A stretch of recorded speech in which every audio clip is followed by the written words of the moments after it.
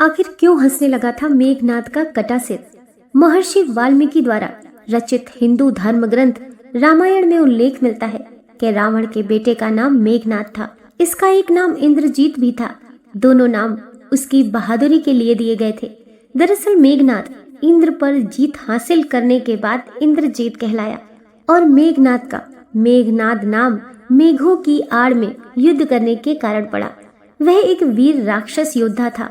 मेघनाद श्री राम जी और लक्ष्मण जी को मारना चाहता था।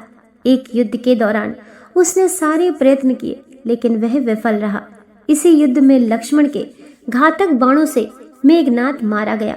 लक्ष्मण जी ने मेघनाद का सिर उसके शरीर से अलग कर दिया। उसका सर श्री राम के आगे रखा गया। उसे वानर और रीछ देखने लगे। तब श्री राम ने कहा, इसके सिर को संभाल कर रखो। दरअसल श्री राम मेघनाद की मृत्यु की सूचना मेघनाद की पत्नी सुलोचना को देना चाहते थे। उन्होंने मेघनाद की एक भुजा को बाण के द्वारा मेघनाद के महल में पहुंचा दिया।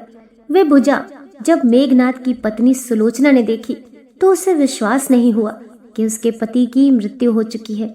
उसने भुजा से कहा, अगर तुम वास्तव में मेघनाद की भुजा हो तो मेरी दुविधा को लिख कर दूर करो। सुलोचना का इतना कहते ही भुजा हरकत करने लगी। तब एक सेविका ने उस भुजा को खड़िया लाकर हाथ में रख दी।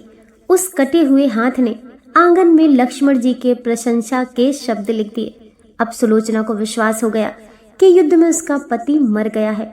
सुलोचना इस समाचार को सुनकर रोने लगी। फिर वह रथ में बैठकर रावण से मिलने चल पड़ी। रावण को सुलोचना ने मेघनाद का कटा हुआ हाथ दिखाया और अपने पति का सिर मांगा।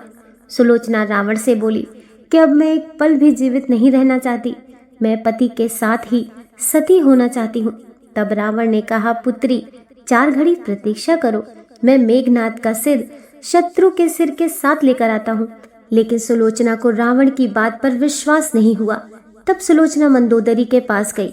तब मंदोदरी ने कहा, तुम राम के पास जाओ, वे बहुत दयालु हैं। सुलोचना जब श्री राम जी के पास पहुंची तो उसका परिचय विभीषण ने करवाया। सुलोचना ने राम से कहा, हे राम, मैं आपकी शरण में आई हूँ। मेरे पति का सिर मुझे लौटा दें ताकि मैं सती हो सकूं।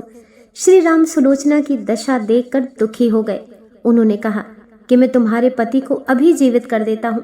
इस बीच उसने अपनी आप बीती भी सुनाई। सुलोचना ने कहा कि मैं नहीं चाहती कि मेरे पति जीवित होकर संसार के कष्टों को भोगे। मेरे लिए सौभाग्य की बात है कि आपके दर्शन हो गए।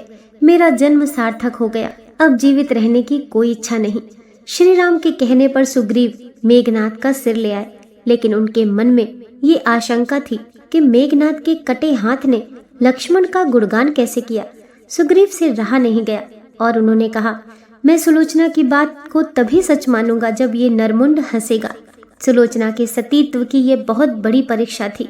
उसने कटे हुए सिर से कहा, हे स्वामी, जल्दी हंसिए, वरना आपके हाथ ने जो लिखा है उसे ये सब सत्य नहीं मानेंगे। इतना सुनते ही मेघनाद का कटा सिर जोर जोर से हंसने लगा। इस तरह सुलोचना अपने पति का कटा हुआ सर लेकर चली गई। दोस्तों, वीडियो पसंद आई हो तो लाइक कीजिए, चैनल को सब्सक्राइब कीजिए। मिलते हैं नेक्स्ट वीडियो के साथ।